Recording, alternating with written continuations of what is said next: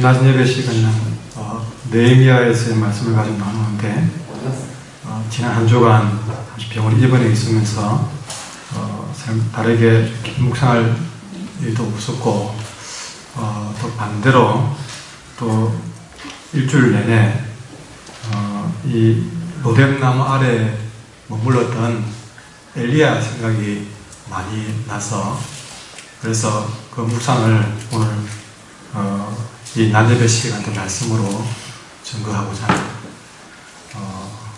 이 본문의 말씀은 몇 년 전에도 한번 증거했던 적이 있는데 우리 모두의 상황이 또 비슷하리라 생각을 하고 이 말씀으로 오늘 섬기려고 합니다. 오늘 우리가 만나는 사람은 엘리야고 또 그 엘리야가 만난 또 엘리야 선지자를 통해서 나타난 하나님을 이 주일 예배를 통해서 만나 뵙기를 원합니다. 성경에서 엘리야가 등장한 것은 우리가 19장을 보았지만 두 장 앞에 있는 17장에서부터 엘리야가 등장하는데 그 엘리야의 등장을 놓고 성경은 이렇게 말합니다. 열왕기상 17장 1절에 보면 디셉 사람 엘리야다라고 얘기합니다. 디셉 사람 엘리야. 왜 디셉 사람이라고 했을까? 많은 학자들이 이런저런 말이 있지만 그 중에 하나의 얘기를 들어보면 그 당시에 엘리야라는 이름이 참 많았다는 거죠.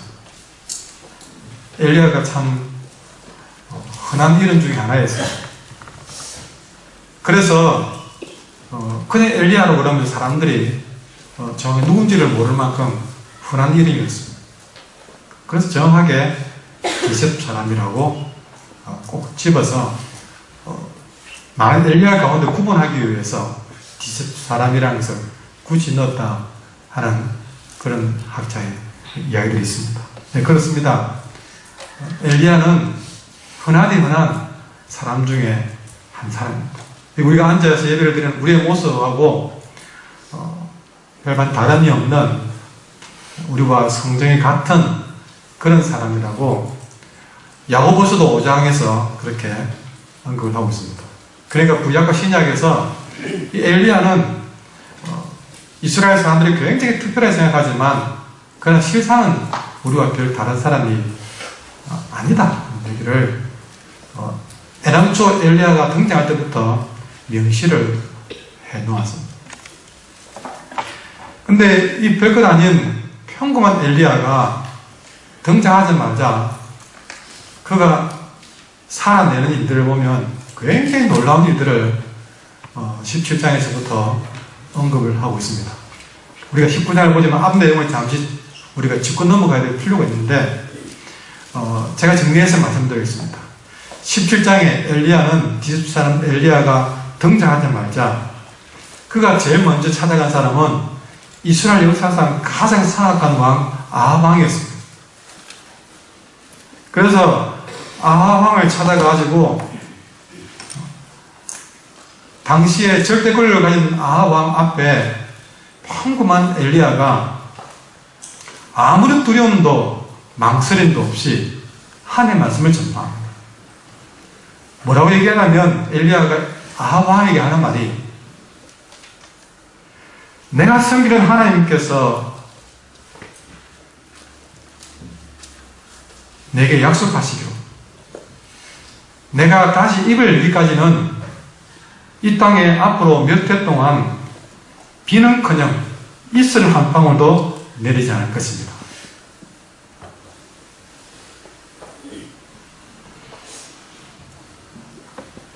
굉장히 단호하게 아까 말했지만 평범한 엘리야가 그 당시 최고의 권력자 아합에게 가서 주저함 없이 하나님의 말씀을 전파했다는 것이죠.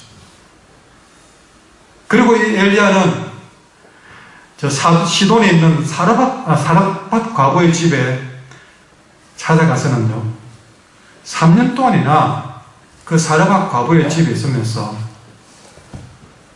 그 과부의 뒤주에 밀가루가 떨어지지 않도록 3년 동안 기름병이 마르지 않도록 하나님의 기적을 경험하는 일도 기록을 해왔습니다. 그리고 그 사르밧 과부의 집에 아들이 죽었는데 이 엘리야는 그 죽은 아들을 기도로 살리는 기적도 경험했습니다. 18장으로 넘어가면서 이 18장에서 만나는 엘리야는 앞장보다 더 강렬한 모습으로 나타납니다. 엘리야가 당당하게 왕에게 가서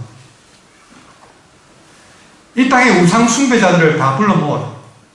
내가 갈멜산에서 어떤 신이 진짜 신인지를 내가 보여주겠다.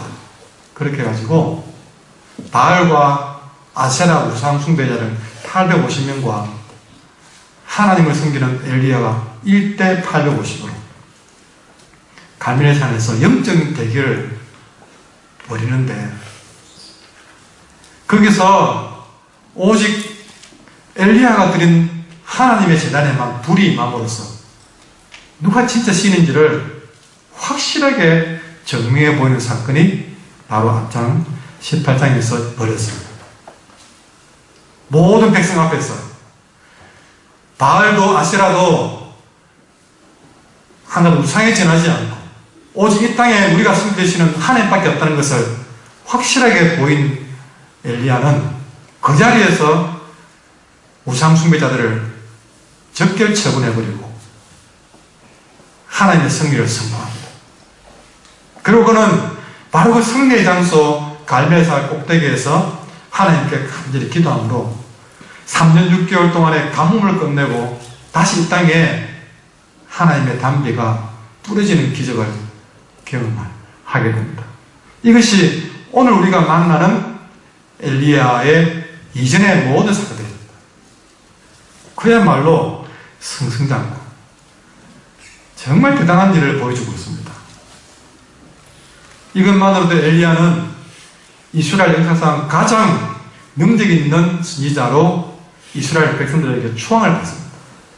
그래서 이스라엘 백성들이 선지자 그러면 엘리야, 지도자 그러면 모세라고 하고 선지자라고 하면 엘리야로 합니다. 그래서 유명한 인물을 꼽으라면요, 모세, 다윗, 엘리야. 수많은 선지자 가운데에서 어떠므로 엘리야로 기억합니다. 우리가 왕 그러면 세종대왕, 장군 그러면 이순신이라고 기억하듯이 그렇게 영적인 영웅 중에 한 사람으로 엘리야를 기억하고 있습니다. 하나님은 그 정도로 엘리야가 기도하는 것마다 다 들어주었습니다. 갈멜산 전투도 사르밧 과부의 지드스도 3년 6개월의 가뭄을 끝내게 하는 사건도 모두 하나님은 엘리야가 원하는 일이라면 다 응답해 주었다는 사실이죠. 자, 여러분, 이 정도 엘리야라면 엘리야는 어떤 생각을 했겠습니까?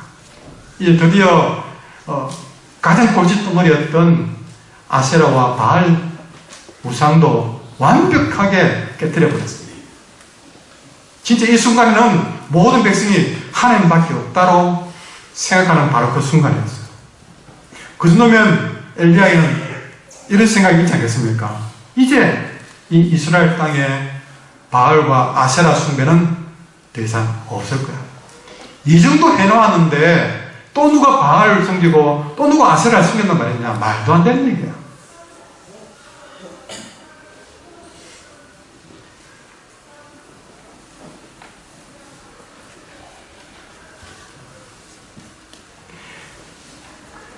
이제 이 모든 사건을 생생하게 지켜보았던 저 아합도 이세벨도 아무리 그들이 악하다고 그러더라도 이 정도까지 하나님의 살아계시는 보였으면 저들도 얻지 못할 거야.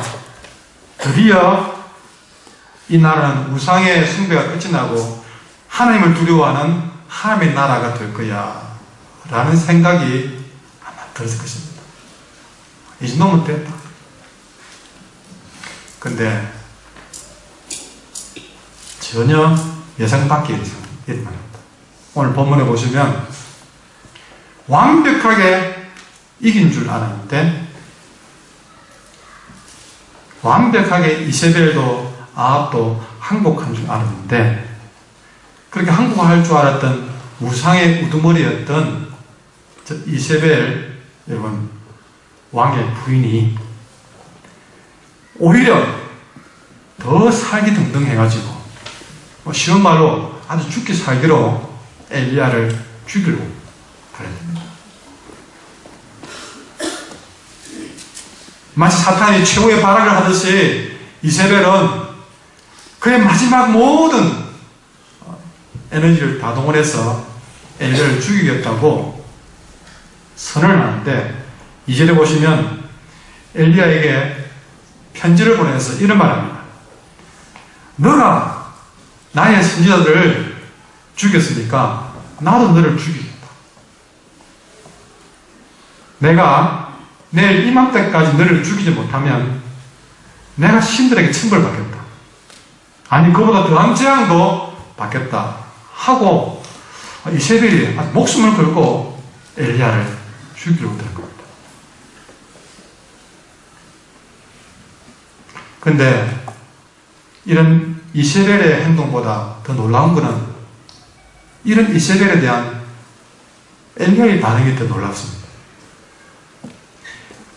지금까지 보여준 엘리야라면 이 정도 성기를 했다면 엘리야는 이세벨이 이것보다 더 강하게 나와도 무슨 소리? 너가 나한테 죽을 거야. 오히려 엘리야가 더 강하게 이세벨의 기세를 누르는 것이 당연하게 기대되는데요. 그렇지 않습니다. 지금까지 그렇게 아합 왕에게 고개를 쳐들고 말씀을 전하고 450명의 바알 선지자를 불의 사자같이 당당하게 멸망시켰던 그런 엘리야의 모습이 아니라 이세벨 한 여자의 편지 한마디에 혼비백산 주를랑을 치고 도망을 가고 있습니다. 지금까지 그 엘리야는 어디 가버리고 갑자기 여인의 한마디에 도망을 갑니다. 여러분 17장과 18장에서는요 아무도 엘리야 편을 들어줄 사람이 없을 때도 아방에게 850명의 우상 숭배자들에게 당당했던 엘리야입니다. 그럼 지금은 수많은 백성이 엘리야 엘리야 어물해주고 엘리야가 마음먹으면 하나님께 힘 보태줄 사람들이 어마어마하게 많습니다.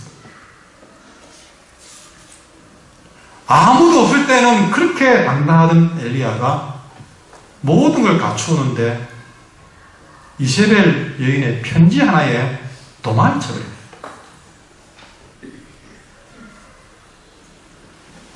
얼마나 멀리 도망가는지요. 북이스라엘에서 남유다 도망간 겁니다. 한마디로 말하면요, 부산에서 죄를 짓고 평양으로 도망간 겁니다. 북이스라엘과 유다는 서로 적국입니다. 우리나라에서 남과 북으로 나눠져 있습니다. 북이스라엘에서는 도저히 못 있고 다른 나라로 도망을 가고 있다고 했죠. 거리가 한 140km 되는 길 도망을 쳐버렸습니다. 그리고 그가 도망가서 마지막 펄썩 주저앉은 곳이 바로 로뎀 나무 아래였던 것이죠. 여러분 사진에 보시면 자기 자신은 광야로 들어가 하루 길쯤 가서 한 로뎀 나무 아래에 앉았다. 여러분 로뎀 나무 그러니까 듣기는 참 좋은데 사실은 쌀인 나무입니다. 흔한 나무. 좀 큰 정자나무나 느티나무 뭐 이런 큰 나무도 아니고 사진에 보면 쌀나무, 로뎀나무는 키도 별로 안 커요. 바로 그런 곳에 푸석 주저앉아 버렸어요. 그 쌀인나무 아래에 앉아서 엘리야는 죽기를 구했습니다. 사진에 보시면 하나님, 나한테 바랄 게 없습니다. 내 생명 거두어가세요. 로뎀나무 아래에서 엘리야의 터져나온 말은 죽고 싶습니다. 내 생명까지 포기하고 싶은 나약한 인간으로 주저앉아 있습니다. 그토록 자신만만했던 이전의 세계가 이세벨의 편지 하나로 날아가 버렸습니다. 지금까지의 그 영적인 모습은 온데간데 없고 내 목숨 하나 지켜내지 못하는 나약한 모습으로 나타난 것이죠. 여러분, 살다 보면 저 로뎀나무 아래에 주저앉아 있는 저 엘리야와 같은 마음이 들 때가 있더라고요.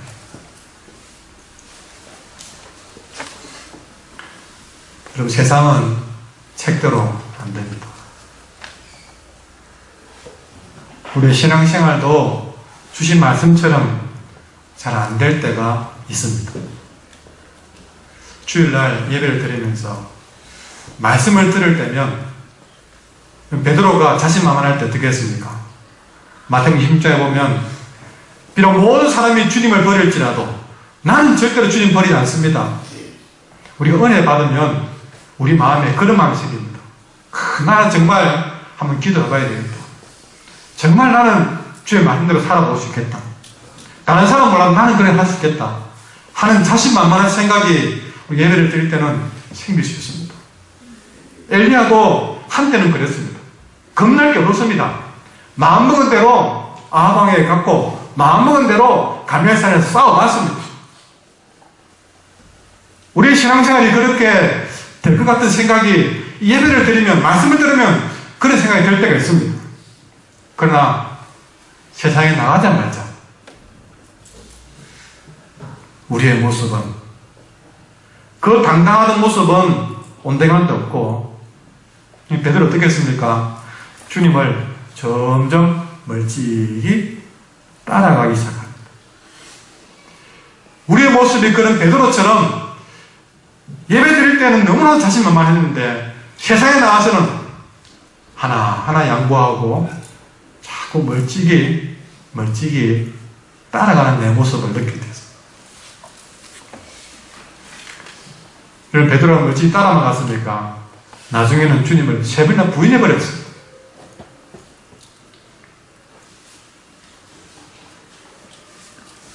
나중에는 닭이 우는 소리를 듣고 통안에 눈물을 흘려야 했습니다.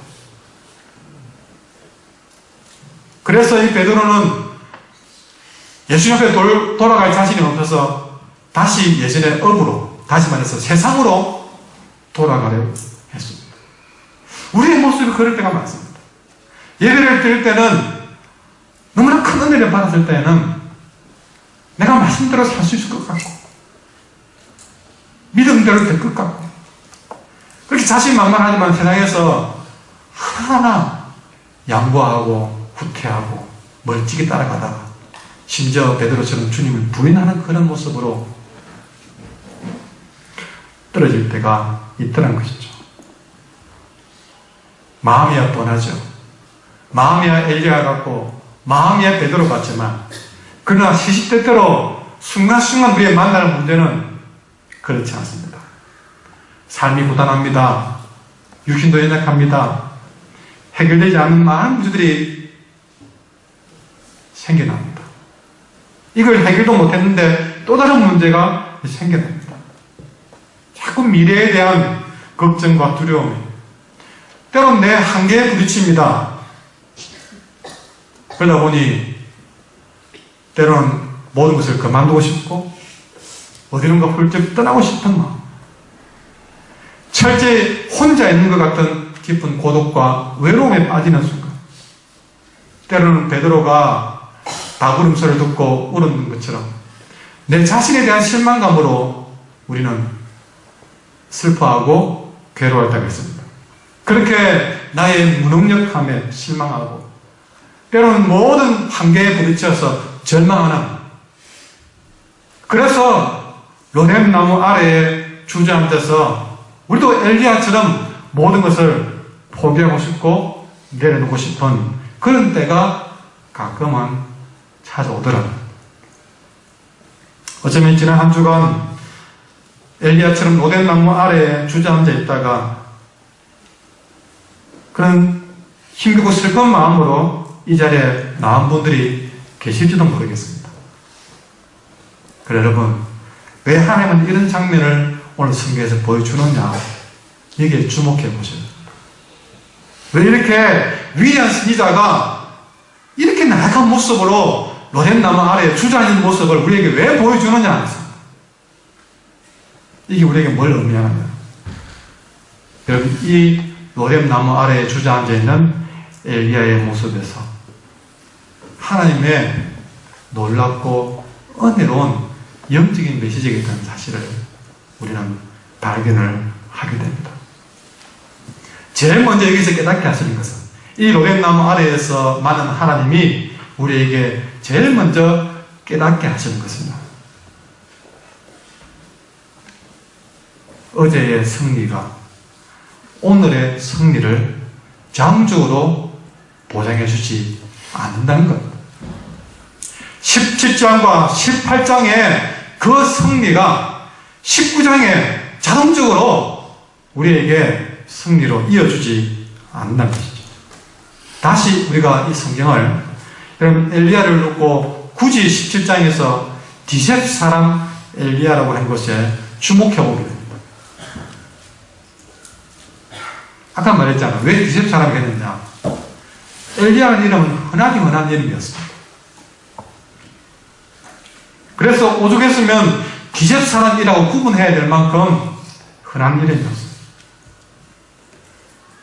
여러분, 엘리야는 실상은 매우 평범한 사람입니다.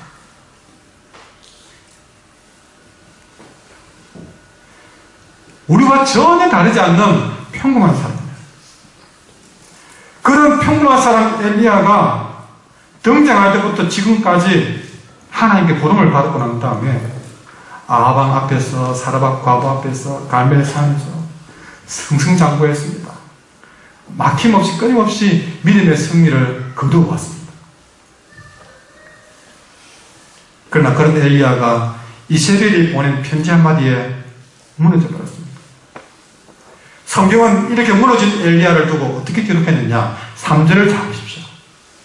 3절을 보면, 자, 이세벨의 편지를 받고 난 다음에 3절은 이렇게 기록했습니다. 엘리야가 이 형편을 보고,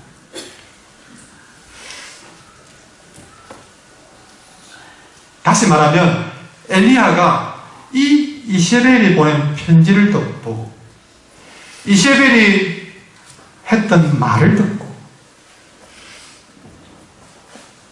자기 생명을 위해서 도망간다. 여러분, 바로 이 순간 엘리야가 본 것은 이세벨의 경고 편지였습니다. 여러분, 베드로가 주님이 바다 위로 걸어오는 모습 보고 너무 놀래가지고, 주님, 나도 걸을 수 있습니까? 아, 그러나. 베드로는 용감하게 믿음의 발을 딛고 물 위에 예수님처럼 걸을 수 있었습니다. 그러나 그가 발끝에서 찰랑거리는 파도를 보는 순간 그는 물에 빠지고 말았습니다. 여러분, 아무리 승순장관 엘리야라고 할지라도, 아무리 믿음으로 예수님처럼 바다 위를 걸어보았던 베드로라 할지라도, 그가 엘리야였던 베드로였던, 하나님을 보지 않고 그의 눈을 돌려서 이세벨의 경고한 편지를 보았을 때, 그 자신의 형편을 보았을 때, 그는 그냥 디셉 사람 엘리야로, 그러니까 위대한 선지자가 아니라 평범한 아저씨로 돌아가 버리는 거죠.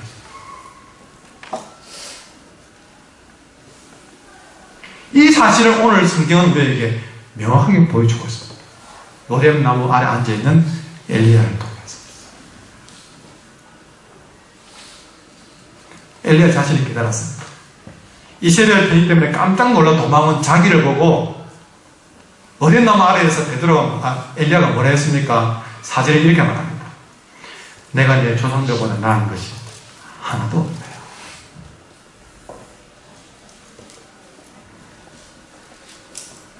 아왕 앞에 갈 때는 자기가 정말 대단한 줄 알았습니다. 나중에 갈멜산에서 승리했을 때는요, 아마 이스라엘에서 나만큼 위대한 사람은 없을 것이라고 생각했을 것입니다. 그러나 한 여인의 말에 복상 주저앉는 자기의 모습, 자기 형편 보고 무너지는 자기의 모습 보고 사실에 자기 입을 분명히 말합니다. 내가 내 조상들보다 나은 것이 하나도 없습니다.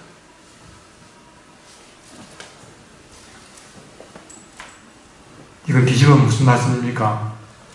지금까지 엘리야가 승승장구 승리했던 것은, 아방 앞에서도 갈멜산에도 승리할 수 있었던 것은 엘리야가 다른 사람보다 위대했기 때문이 아니라,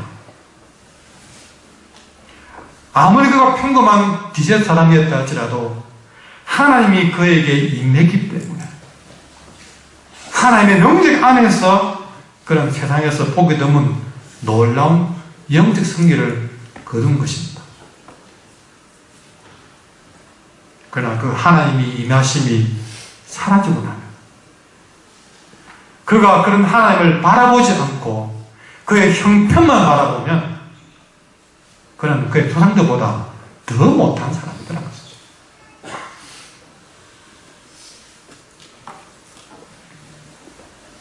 바로 이 사실을 엘리야에게, 이 사실을 오늘 저와 여러분에게 하나님은 로뎀나무 아래에 주저앉은 엘리야를 통해서 말씀하는 겁니다. 여러분, 어제까지 이루는 것 가지고 우리는 간증도 하고 자랑도 하겠지만 여러분의 것 아닙니다. 내 힘으로 해낸 것 아닙니다. 사회적인 것도 마찬가지입니다. 여러분이 무슨 직장에서 성공을 하고 사업으로 성공하고 자녀를 잘 키워내고 어떤 여러분의 건강을 지켜내고, 여러분은 그냥 온산댁이고 남창댁입니다. 그냥 우산댁이에요. 하나님 은혜 빼고 나면 아무것도 아닙니다. 하나님 능력 안에서 이룬 승리를 내 것처럼 착각하지 마십시오. 로뎀나무 아래에 앉아있는 엘리야를 보면서 그걸 깨달아야 됩니다. 그 승리는 엘리야의 승리가 아니고 하나님의 승리였구나. 여러분, 이런 모든 일의 결과는 하나님의 은혜였구나. 아무리 그런 사람이라도 하나님으로부터 멀어지면 아무것도 아니구나. 그럼 하나님부터 멀어진다는 것은 하나님의 능력과 은혜로부터 밀려나가는 겁니다. 아무리 승리한 엘리야라 할지라도 그가 하나님 바라보지 않고 형편 바라보니까 내 형편이 어떻고 내가 가진 돈이 어떻고 그것 바라보고 있으면 그 사람은 하나님의 은혜 안에 거하는 자가 아니라 그는 오히려 하나님의 능력의 영향권에서 벗어난 동네 아치에 두고 가는 것입니다. 좀 더 깊이 말하면 그 순간순간이 엘리야가 아하방에게 갔던 순간, 사르밧 과부의 집에서 보냈던 시간들, 갈멜산에서 싸웠던 순간들, 그 순간순간 그는 하나님의 은혜로 살아온 겁니다.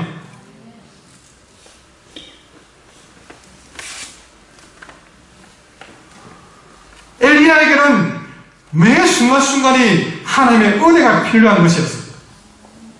그러나 그가 그 하나님 바라보지 못하고 형편 바라보는 순간, 여러분, 그는 참으로 아무것도 아니더라고요. 여러분, 우리가 이 사실을 로뎀나무 아래 있는 엘리야를 통해서 기억하셔야 됩니다. 지금까지 이루는 것에 취해있지 마십시오. 내가 이만큼 대단한 사람이라고 착각하지 마십시오. 내가 하나님의 은혜 바라보지 못하고 그 형편을 바라보는 순간 여러분 아무것도 아닙니다. 그저 하나님의 은혜를 거두고 하나님의 임하심을 거두어 가기만 하면 우리는 자기 생명 하나 건지려고 도망다니는 그런 정도밖에 안 되는 인생입니다. 엘리야도 자기가 그런 줄 몰랐습니다. 그러나 노랫나무 아래 서보니까 갈멜산에서의 모습이 내 모습이 아니라 바로 노랫나무 아래에서 주저앉은 이 모습이 진짜 내 모습이었던 사실을 철저히 깨달은 것입니다. 그러니 우리는 주님 앞에 고백해야 됩니다. 따라가요. 주님 은혜 아니면 나는 살 수 없습니다.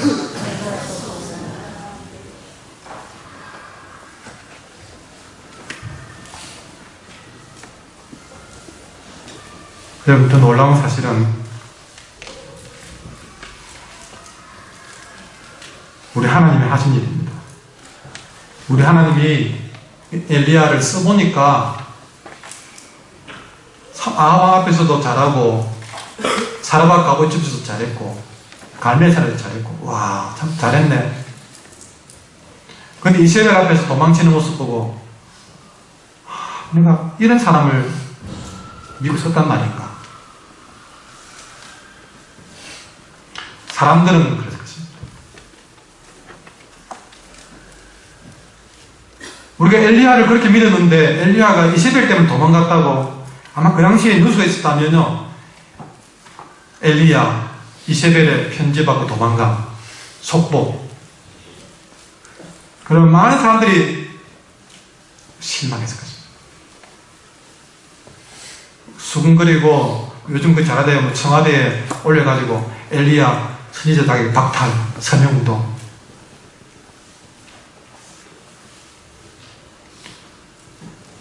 어디같이 환호하던 자들이 이제는 선지자에서 엘리야를 끌어내야 된다고 부끄럽다고 돌변해서 비난하고 악성 댓글을 달고 오만 소리를 다 했습니다. 어떻게 엘리야가 그랬을까? 수근수근거리면서 실망했다니, 잊었다니. 여러분, 우리 하나님이 엘리야를 써보다가 실패하신 것입니까? 사람을 잘못 뽑은 겁니까? 아니요, 우리 하나님은 실수하는 분이 아닙니다.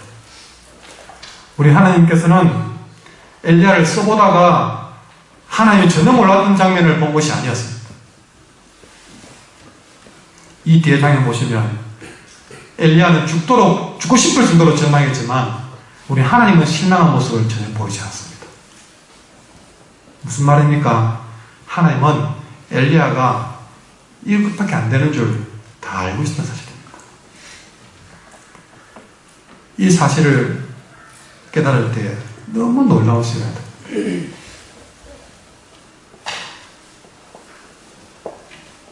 이 당시에 엘리야보다 더 감당 있고 더 아주 박력 있는 사람들은 얼마나 더 많았겠어요. 뒤에 보면요, 바알에게 무릎 꿇지 않은 사람 7천이 더 있다고 했습니다. 엘리야 못지않은 사람이 7,000명이 더 있었어요.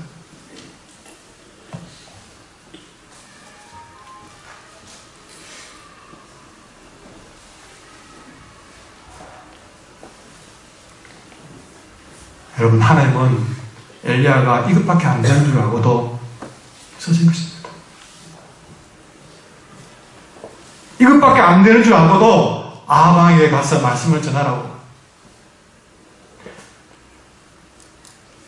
이것밖에 안 되는 비숍 사람, 그냥 평범한 아저씨, 한 여인의 말도 삐끼고 힘 못 쓰는 절망하는 이런 사람인 줄 알고도 하나님은 사르밧 과부의 집에 가서 그의 죽은 아들을 살리게 한 거예요. 네가 한 그 아들 살려봐라. 이것밖에 안 되는 한 여인의 편지에도 도망갈 정도로 내 생명아 하고 도망갈 정도로 어찌 보면 엘리야에게 깊은 우울증도 있는 것 같아요. 그 정도의 로뎀나무 아래 가서 죽기를 구했다는 것은요, 그리고 그가 산 곳은 좀 정상적이지 못하고 동굴 속에 살고 그랬습니다. 그런데 그런 엘리야도 하나님이 갈멜산에서 850명과 대결하도록 만들어 주었습니다. 여러분은 사람을 쓰는데 이 사람이 그런 줄 알고도 쓸 수 있겠습니까? 그런 사람을 아함하게 보낼 수 있겠습니까? 그런 사람을 850가 붙여서 싸우게 하겠습니까?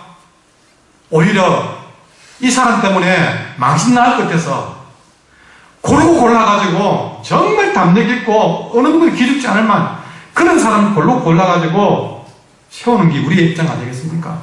우리 하나님은 이런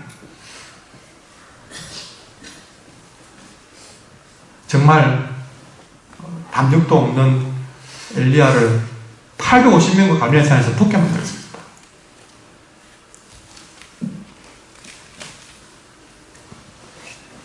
그가 그렇게 질거릇 같은 줄 알면서도 주를 위해 쓰신 것입니다. 여러분, 다시 말하지만 이 사실을 통해서 우리는 주님의 은혜가 아니면 아무것도 할 수 없는 질그릇이라는 것을 다시 한번 이 로뎀나무 그늘 아래에서 명백하게 가르쳐주고 있습니다. 그래서 저는 오히려 18장 갈멜산에서 승리한 그런 엘리야에게서 발견한 하나님보다 오히려 로뎀나무 아래에서 주저앉은 엘리야 앞에 있는 하나님이 더 위대하게 보여집니다.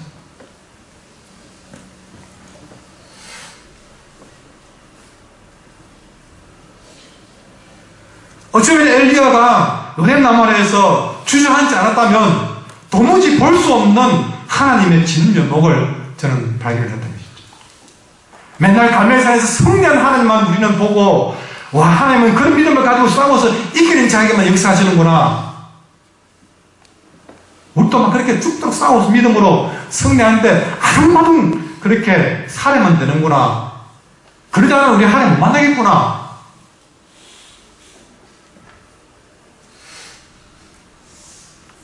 하나님은 아니. 그 갈멜산이 아니라 완전히 절망에 빠져있는 엘리야가 기대고 있는 로뎀나무 안에서도 우리 하나님은 더 위대하게 만날 수가 있어.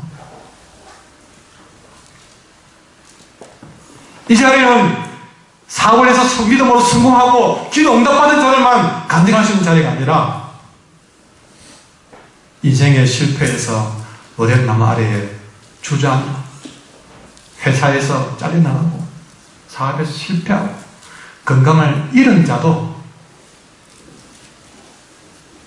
그가 만난 하나님을 더 강렬하게 증거할 수 있는 성공자가 아니라 실패자도 우리는 하나님을 더 아름답게 증거할 수 있는 길이 있다는 것을 로뎀나무 안에 앉은 엘리야가 말해주고 있는 것입니다. 엘리야가 갈멜산에서 승리할 때만 하나님이 영광받은 것이 아니라 엘리야가 로뎀나무 아래에서 죽고 싶다고 생각될 만큼 절망의 순간에도 그런 하나님이 얼마나 위대하고 사랑스러운 분인지를 오히려 더 강렬하게 피부에 와닿게 가슴에 와닿게 우리에게 보여주고 있다는 것입니다. 우리는 실패하면 하나님 영광가리다 생각합니다. 병들거나 아프면 하나님 영광을 잃는다고 생각합니다. 그러나 그 병상이 로뎀나무 아래에서 하나님 만나는 기회가 된다면 오히려 내가 승승장구 강건할 때보다 성공할 때보다 든든하게 직장을 가졌을 때보다 우리는 더 큰 하나님을 전가할 길도 있다는 사실을 하나님은 우리에게 보여주고 있습니다. 세상의 논리가 1등 한 자들, 성공한 사람들, 그런 사람들만 계속 들여다니다. 실패한 사람들은 아무것도 아닌 것처럼 취급할 때 하나님은 아니, 너희들이 알지 못하는 바로 이곳에도 하나님은 변함없이 갈멜산이 아니라 바로 이 로뎀나무에도 나는 변함없이 살아 역사한다. 아니, 이런 자들 속에 하나님이 더 크게 이런 사람들을 통해서, 실패자들을 통해서 더 영광받는 사실을 똑똑히 보여주고 있다는 사실을 우리는 로뎀나무 아래에서 많은 하나님을 통해서 깨닫게 됩니다.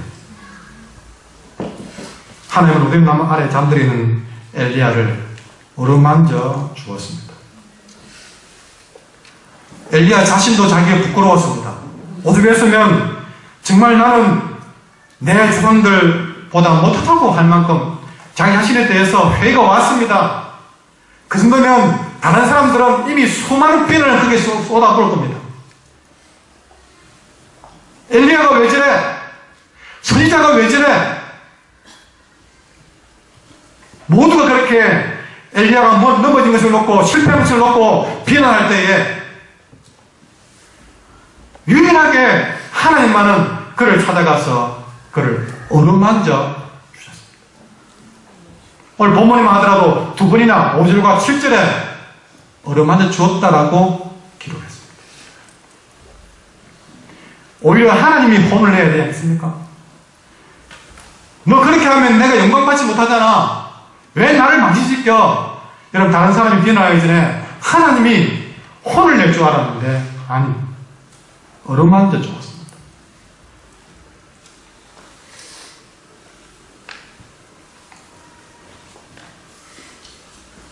저는 그 로뎀나무 아래에 주저앉은 엘리야를 어루만지면서 하신 주님의 음성이 이렇게 들립니다. 엘리야야, 너가 저 악한 왕 아합과 싸운다고 얼마나 고생했나. 아무도 알아주지 않는 그 외로운 싸움. 그러니까 지금까지 저 아합과 수년 동안 싸운다고 얼마나 고생했니. 그 갈멜산에서 혼자 850명과 대결을 벌이면서 하나님이 살아계심을 보여주려고 너가 얼마나 애가 탔나. 너가 쌓은 지단에 하나님 물이 임하지 않으면 어떨까? 850명과 한 명이 홀로 외롭게 싸우면서 너 얼마나 외로웠니? 또 사르밧 과부의 아들이 죽어서 그렇게 과부가 올 때에 네가 그 아들 한번 살려보려고 그 아이 위에 엎드려가지고 네가 그렇게 간절하게 아들 좀 살려달라고 부르짖던 거, 너가 참 평범한 아저씨로 살다가 내게 부름을 받아가지고 내가 준 사명을 감당한다고 홀로 외롭게 그렇게 몸과 마음이 상하도록 고생이 많이.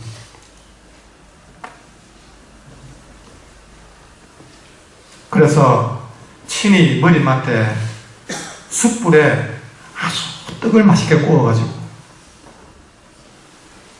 그리고 물 한 병 딱 놓고 엄마가 사랑하는 아들 깨우듯이 일어나 먹어봐라.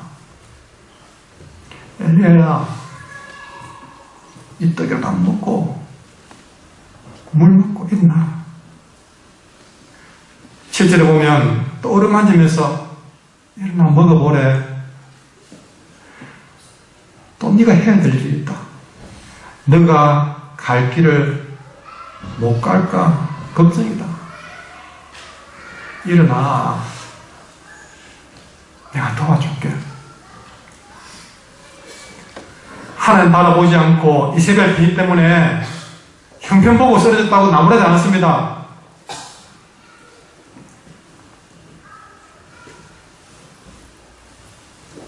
여러분, 베드로가 주님을 3번 부인했습니다. 당장 찾아가서 베드로, 내가 그랬지. 네 분명히 세 번 부인말로 그랬지. 너는 그래 놓고도 너는 잘한다고 그랬잖아. 주님은 따져 묻지 않았습니다. 네 가보니까 나를 저주까지 했대. 와, 난 너 그래 안 봤다. 그러지 않았습니다. 오히려 생선을 구워가지고 같이 먹으면서, 베드로야, 아직 내 사랑하지? 예, 사랑하는 마음은 진짜 있습니다. 여러분, 그 주님하고 오늘 엘리야를 만지는 주님하고 너무 똑같지 않습니까?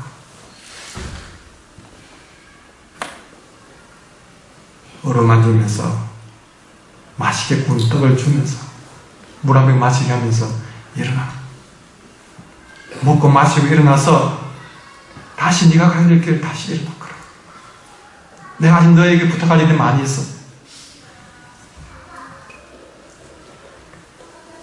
여러분, 로뎀나무 아래에서 나는 하나님은 바로 이런 분입니다. 우리의 실패를 나무라지 않고, 사람들은 이런저런 비난할 때에 하나님은 전혀 거기에 나무라지 않고 오르맞아주면서 숯불로 구운 맛있는 떡을 먹이면서 물 한 병 먹이면서 일어나라고 하시는 분입니다. 그리고 너의 갈 길을 또 가야 된다고 말씀하시는 분입니다. 여러분, 하나님은 영적인 힘만 준 것이 아니에요. 때로는 이렇게 숯불에 맛있게 구운 떡도 먹여주셨습니다. 물도 마시게 했어요.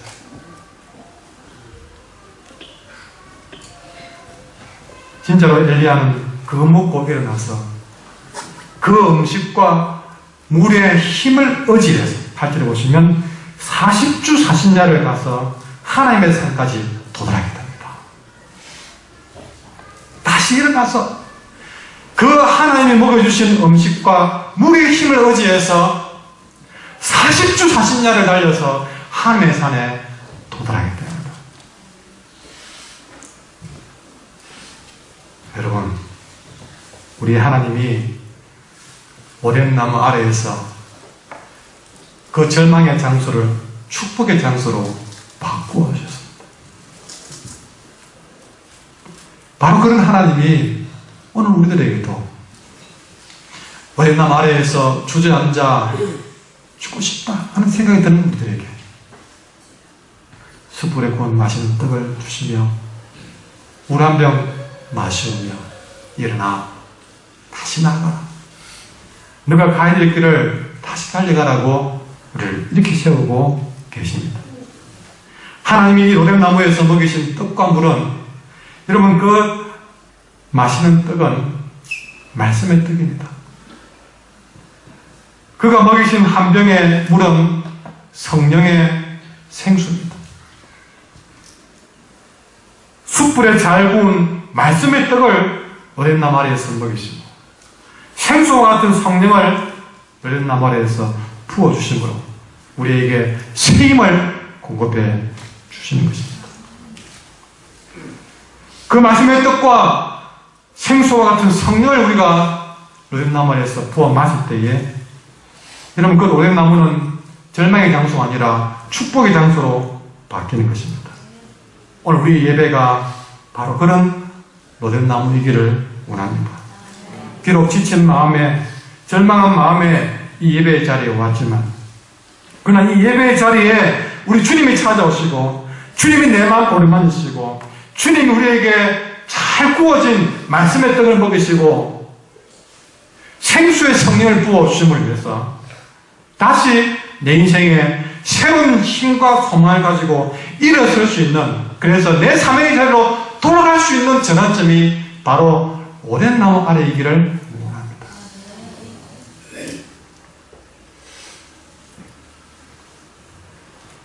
여기 이 오덴나무 아래에서 오른만지는 주님의 손길을 느끼게 해주셔서 이 오덴나무 아래에서 우리의 모든 아픔과 절망이 치유받게 해주셔서 다시 한번 오덴나무 아래에서 새 힘 얻어 우리가 가야 될 길을 다시 감당하며 걸어갈 수 있게 주시옵소서.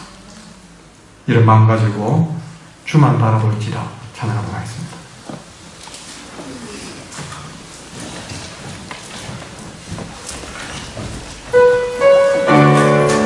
오늘 말씀을 생각하면서 찬양하겠습니다.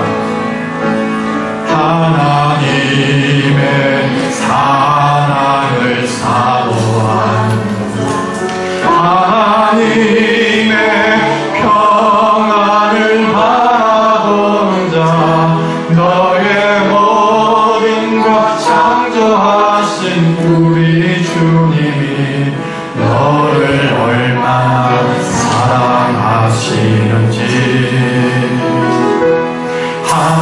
하나님께 찬양과 경배하는 자 하나님의 선하심을 닮아가는 자 너의 모든 것 창조하신 우리 주님이 너를 자녀 삼으셨네.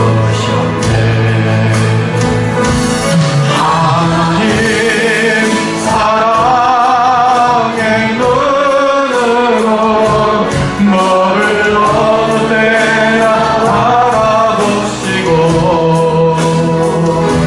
하나님 인자 귀로서 언제나 너에게 기울이시니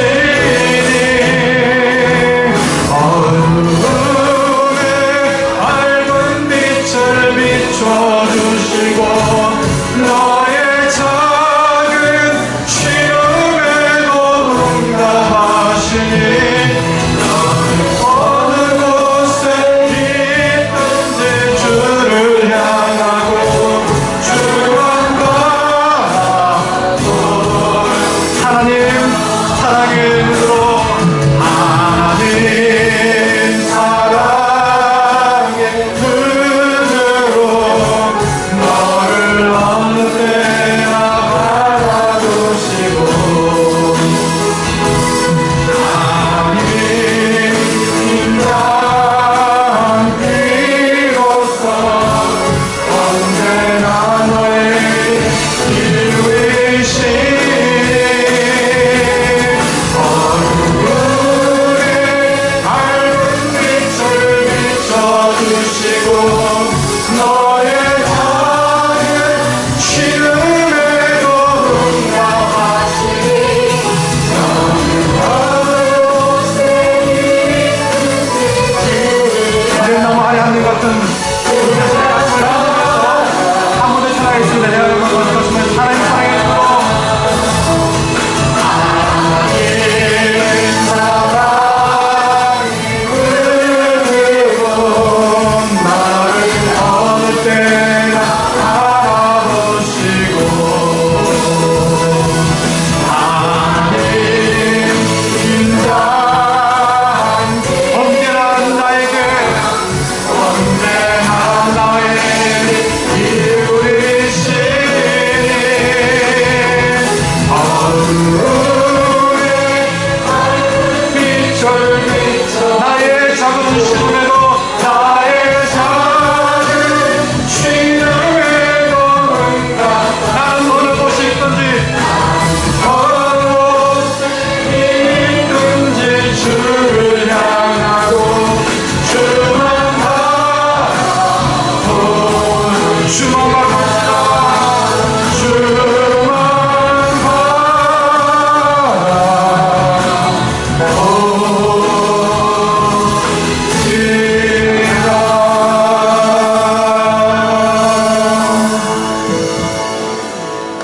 주 예수 그리스도의 은혜와 하나님 아버지의 사랑하심과 성령의 교통하심과 충만하심이 너된 나무 아래에서 만난 그 하나님이 바로 나의 하나님인 줄 믿고 그 하나님 바라보고 살기를 소망하는 주의 사랑 모든 백성들 머리 위에 항상 함께 있을지어다.